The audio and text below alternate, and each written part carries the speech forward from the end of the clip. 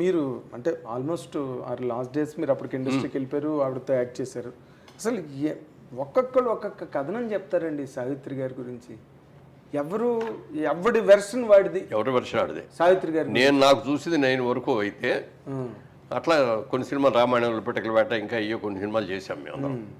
ఆ సినిమాలన్నీ చాలా సక్సెస్ అయిన తర్వాత ఆవిడతో బాగా ర్యాప్ విపరీతంగా పెరిగింది. సరదాగా ఆవిడకి కూడా కార్డ్స్ ఆడటం ఇష్టం. 6 గంటలు దాటిన తర్వాత ఆవిడ షూటింగ్ చేసేది కాదు. 6కి వెళ్ళిపోతానని చెప్పేది. ఇది 6కి సీల్ 8కో 7 దాకానో 9 దాకానో అయ్యేటట్టు ఉంది అన్నప్పుడు డైరెక్టర్ వచ్చి సైగ చేసేవాడు మాకు. ఆవిడతో కూర్చొని ప్యాకాడేవాడు. అండ్ సైగ చేసేవాళ్ళు. సైగ చేసేస్తే ఇక మేము ఆట అయినా కూడా తిప్పేవాళ్ళం కాదు. కార్డు తీసేసి పడేసేసి ఆవిడ షో అని తిప్పేది. అబ్బా బలి పోయిందండి, ఇంకొక ముక్క వస్తే మాకు అయిపోయేదండి అనేవాళ్ళమే తప్ప. అంటే ఇక అవి పుచ్చుకోగానే అదొక సరదా, దాంట్లో ఇన్వాల్వ్ అయిపోయి ఏ టైం ఎంత అయిందనే చూసుకునేది కాదు.